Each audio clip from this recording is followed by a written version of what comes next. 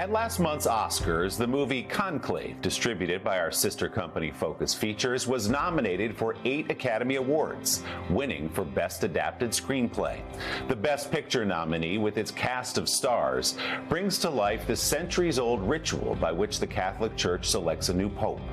So how close does the film get to what really will take place behind the locked doors of the Sistine Chapel just a few days from now? NBC News foreign correspondent Molly Hunter has our Sunday focus from Vatican City. The ceiling of Pope Francis's apartment, one of the first ceremonial rites performed following his death the day after Easter, looked incredibly familiar to those who have seen the movie Conclave. This week, the 2024 movie got a massive streaming bump as people sought to learn more about the rituals around saying farewell to one pope and the mysterious process of electing the next. We're about to choose the most famous man in the world. The real-life conclave is a centuries-old process that's barely changed with modern times.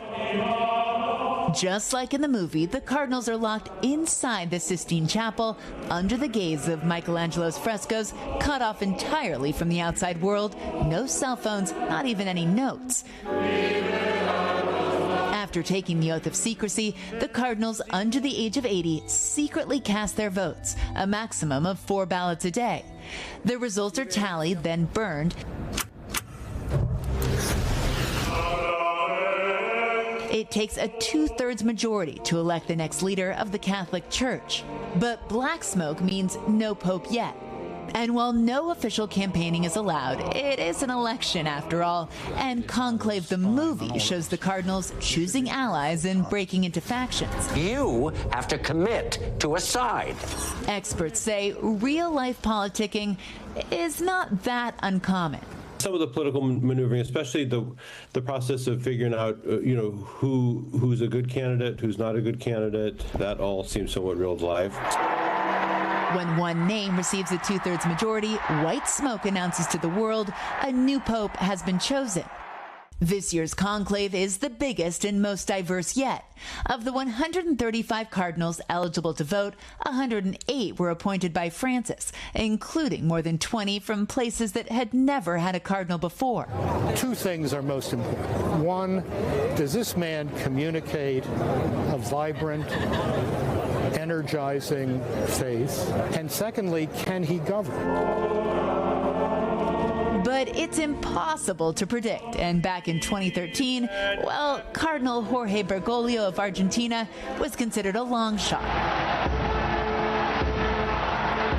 As the saying goes, he who goes into the conclave of pope comes out a cardinal. So while sometimes it's someone that we expect and that is sort of an inside favorite candidate, oftentimes it's someone that folks have not been really thinking about, and it can be a big surprise.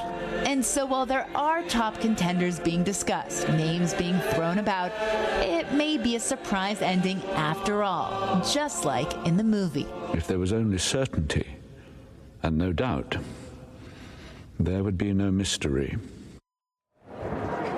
And Molly joins me now from Vatican City. Molly, good morning. As you say, predicting the outcome of a papal conclave has been more like guesswork over the years. But who are some of those cardinals being discussed as favorites to become the next pope?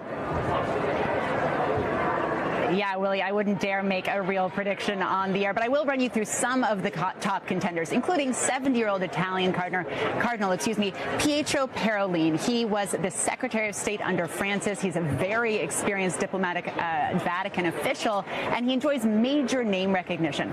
Another man who's being put on that list in the same mold as Francis is Filipino Cardinal Luis Tagle. Willie, he's often called the Asian Pope Francis, and he would be the first pope ever from Asia. Another question we're asked a lot is, could there be an American pope? Well, New York Cardinal Timothy Dolan talked about this to the New York Times this week, Willie. He said he has a better chance of batting cleanup for the Yankees than being chosen as pope. So we wait. Willie? Cardinal Dolan, always with a sense of humor as the wait for the white smoke begins soon. Such a great look at all this. Molly, thanks so much. We appreciate it. Hey, thanks for watching. And don't forget, you can catch the Today Show every morning on NBC or take Today when you're on the go. Just follow the Today podcast on Apple Podcasts, Spotify, or wherever you listen.